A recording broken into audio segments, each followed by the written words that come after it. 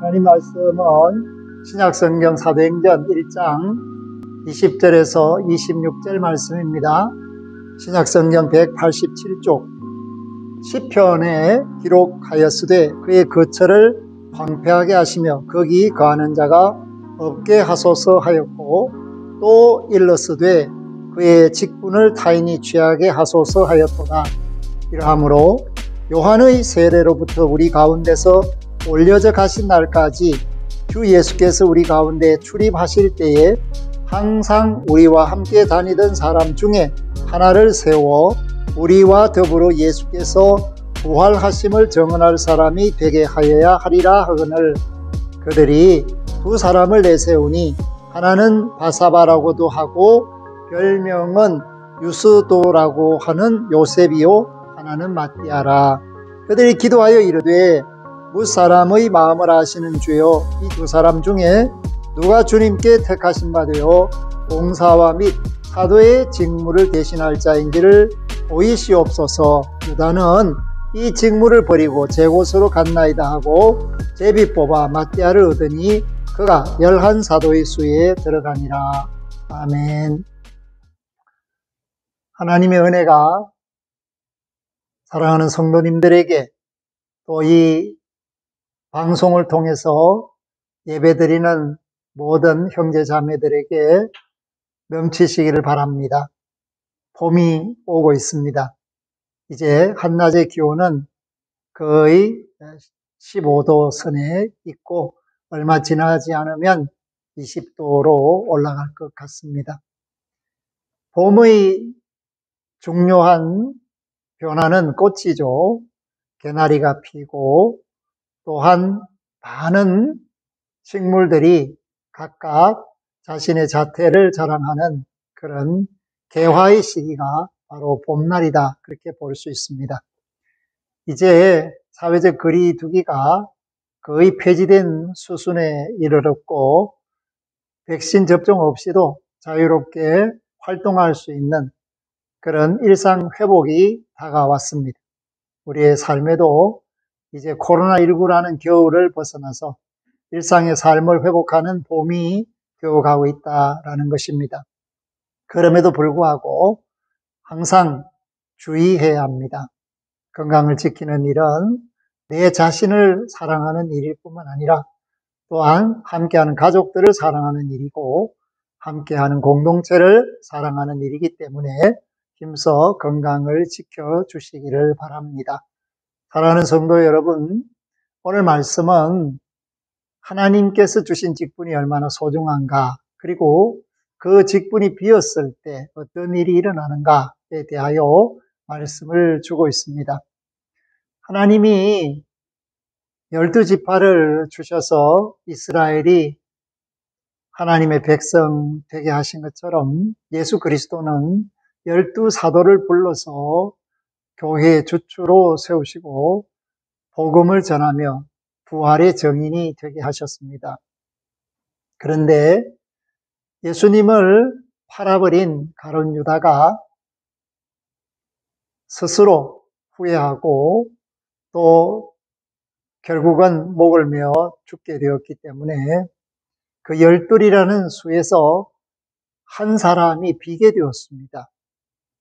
예수님께서 성천하신 이후에 예루살렘을 떠나지 말고 기도의 힘을 쏟아라 했을 때 마가의 다락방에는 11사도와 마리아와 많은 제자들이 모였습니다. 그 수가 약 120여 명이다, 그렇게 성경이 말해주고 있습니다. 1장 13절에 보면 들어가 그들이 요하는 다락방으로 올라가니 베드로, 요한, 야고보, 안드레와 빌립, 도마와 바돌로메, 마테오와 및 알페오의 아들 야고보, 셀론인 시몬, 야고보의 아들 유다가 다 거기 있어. 아멘. 11사도가 모여있다라는 사실을 말씀하고 있습니다. 그런데 베드로가 그때 한 사람이 부족하다라는 사실을 설교하고 있습니다. 성령으로 하나님의 성령이 그에게 12사도의 수를 채워라 이렇게 말씀하는 내용이 오늘 저와 여러분들이 읽은 본문입니다. 그렇기 때문에 시편이 말하듯이 그의 직분을 타인이 취하게 하라 이라는 말씀은 시편 109편 8절에 나오는 말씀인데 결과적으로 가롯 유다의 직분을 다른 이가 차지해야만 한다. 그 직분에 골이 없어야 한다라는 것은 대단히 중요합니다. 그렇기 때문에 12지파 혹은 12장로, 12사도 이러한 것들이 굉장히 중요한 의미를 가지고 있습니다. 그래서 어떤 사람을 그 사도의 수에 채워 넣어야 할 것인가 조건을 말씀하고 있죠. 그것은 22절에 보면 항상 우리와 함께 다니던 사람이죠.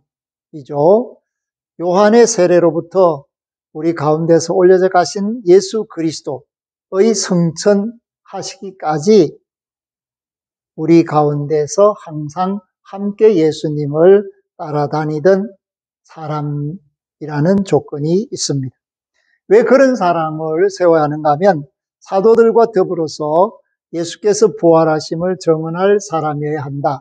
부활의 증인이 되게 하기 위해서 12사도의 수를 채워야 한다. 왜냐하면 열둘이라는 것은 열방을 가르치고 있기 때문입니다.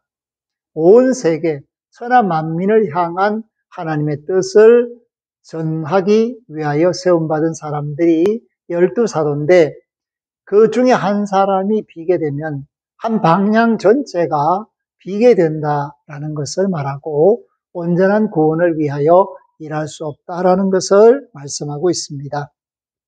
그렇기 때문에 오늘 후보자 두 사람을 내세웠습니다.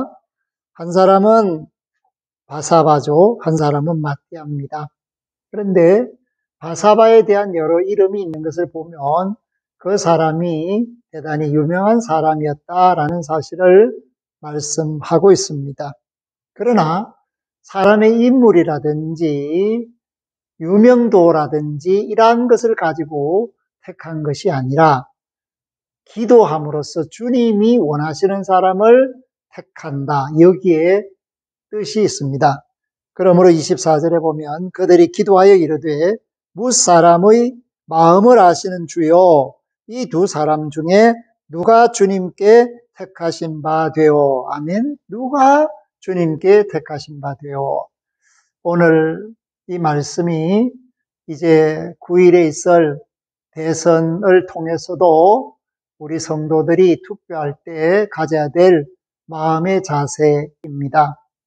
사람의 외모라든지 경력이라든지 또 그 정견, 소견 굉장히 중요하겠지만 특별히 누가 주님이 택하시는 사람인가에 대해서 우리가 기도하고 투표해야 할 이유가 있다라는 것을 말씀해 줍니다. 왜냐하면 우리 생각이 아니라 하나님의 뜻이 중요하기 때문입니다. 많은 사람들이 다 생각을 하고 있습니다. 그러나 생각보다 더 중요한 것은 하나님의 뜻과 내 생각이 맞는가 맞지 않는가를 물어보는 이 기도가 영적인 분별력이 필요한 때다라는 것을 잊지 마시기를 바랍니다. 사랑하는 성도 여러분, 마르틴 루터가 비텐베르그의 95개조의 항의 문을 게시하고 로마의 교황청과 싸우게 됩니다. 결국은 그가 바르트부르크 성에 피신하게 되죠. 그 피신 기간에 라틴어 성경을 독일어로 번역합니다. 그 과정 속에서 갈등이 얼마나 심한지 견딜 수 없죠. 그럴 때 쓰던 잉크를 벽에 뿌리기도 하고 그때마다 선택을 한 거죠. 사탄이 왜 이렇게 사냐? 그냥 교황 말을 듣고 교황의 뜻을 따르라. 그럼 너는 편해지지 않느냐? 또 다른 음성이 있죠. 말씀으로 사람들이 구원을 받고 예수 그리스도 안에서 하나님의 자녀가 되어야 한다. 그럴 때 이 사탄의 제의에, 유혹에 노라고 말할 때 그는 하나님의 선택을 입게 된 것입니다. 그러니까 우리가 사탄을 선택하지 않고 사탄에게 노하는 순간에 우리는 하나님의 선택을 받게 된다라는 것을 깨달아야 합니다. 오늘 구원받은 사람들은 다 이런 과정을 겪었습니다. 그렇기 때문에 주께서 택하신 바 된 사람들이 그리스도의 몸된 교회를 이루고 있다라는 것을 말씀해 줍니다. 오늘 후보자 두 사람은 누구를 세워도 인간적으로 볼 때는 다 자격이 있습니다. 그래서 후보가 된 것입니다. 그러나 기도하고 제비 뽑은 결과는 뭐냐? 마띠아가 되었다. 별로 유명하지 않았던 사람이 되었다라는 사실을 말해주고 있습니다. 사도의 수가 채워졌다. 11사도의 그 수가 채워져서 이제 12사도가 되었다. 그때 놀라운 일이 벌어지게 된 것입니다. 무슨 일이 벌어졌습니까? 이 사도의 수를 채우자마자 일어난 일이 사도행전 2장 오순절 마가의 다락방에 성령이 강림하게 되신 겁니다. 준비가 되었습니다. 하나님의 뜻을 이룰 사람들이 준비가 되었습니다. 또 하나님이 말씀하신 그 사명을 감당할 수 있는 열방을 향한 뜨거운 가슴을 지닌 사도들이 수가 채워졌습니다. 그래서 오순절 날이 이미 이르렀지만은 사도의 수가 채워지지 않았을 때는 성령의 역사가 일어나지 않았습니다. 그런데 사도의 수가 채워짐으로써 호련히 하늘로부터 급하고 강한 바람 같은 소리가 있어 성령의 역사가 시작되었다라는 것을 말씀합니다. 이것이 중요한 겁니다. 하나님이 원하시는 준비는 하나님의 뜻에 따르는 사람인데 그 하나님의 뜻에 따르는 사람은 주께서 택하신 바 된 사람이고 그 사람들이 준비되었을 때 하나님의 일이 일어난다라는 것을 말씀합니다. 우리가 대통령 선거를 기권할 수도 있고 또 이런 후보 저런 후보를 선택할 수도 있습니다. 그런데 중요한 것은 뭐냐면 대통령직이라는 이 직이 중요하기 때문에 비워둘 수 없어서 선거하게 됩니다. 그 직을 비워두면 나라가 흔들리기 때문입니다. 사도의 직이 비었을 때 성령의 역사가 일어나지 않았던 것처럼 대통령의 직이 비게 되면은 나라가 흔들리게 된다라는 것을 말합니다. 그래서 우리가 투표할 때 직이 중요하다는 사실을 생각해야 됩니다. 그 직의 무게를 알고 그 직을 감당할 수 있는 사람이 대통령이 되어야 합니다. 우크라이나의 젤린스키 대통령은 이렇게 말을 합니다. 기자가 죽음이 두렵지 않느냐고. 죽음이 두렵다고. 그러나 대통령의 직은 죽음 때문에 내려놓을 수 있는 직이 아니라는 것을 밝혔습니다. 그것이 바로 의무감과 책임이라는 것입니다.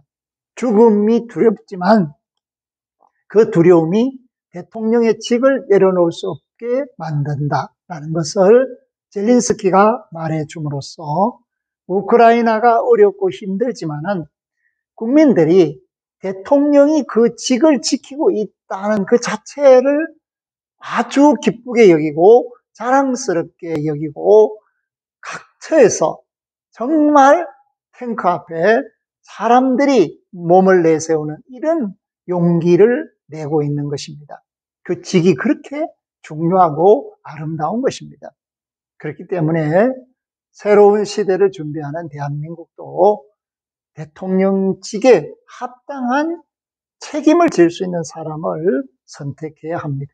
오늘 사도의 직에 책임질 수 있는 마띠아를 선택해서 성령의 역사가 일어나게 된 것처럼 오늘 우리 각 사람이 이미 하나님께서 예수 그리스도를 통하여 택하신 바 된 믿음의 사람으로 세상을 살게 하셨기에 지혜롭게 기도하는 사람답게 영적인 분별력을 가지고 하나님의 영광을 드러내는 믿음의 역사를 이루기 위해서 우리뿐만 아니라 우리의 자손과 후손들에게 영광스러운 나라를 물려주기 위해서 투표에 참여하는 저와 여러분들이 될 수 있기를 주의 이름으로 부탁하며 축복합니다.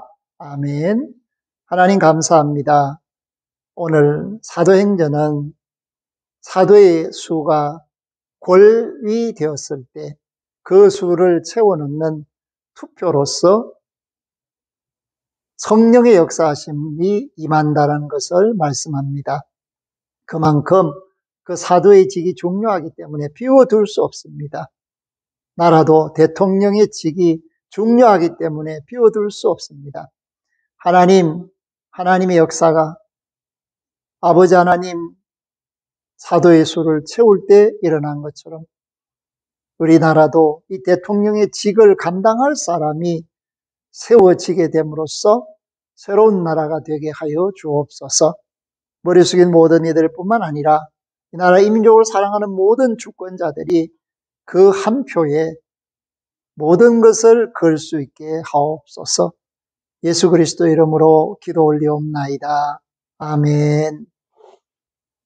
이제는 우리 주 예수 그리스도의 은혜와 하나님 아버지의 극진하신 사랑하심과 성령님의 함께하심이 말씀에 의지하여 주께서 택하신 바 된 사람을 선택하는 부르심에 응답하는 모든 이들 머리머리 위에와 이 나라의 민족과 온 세계 천하 만민들 위에 전쟁 중에 있는 우크라이나 위에 이제로부터 영원토록 항상 함께 하셔지이다. 아멘.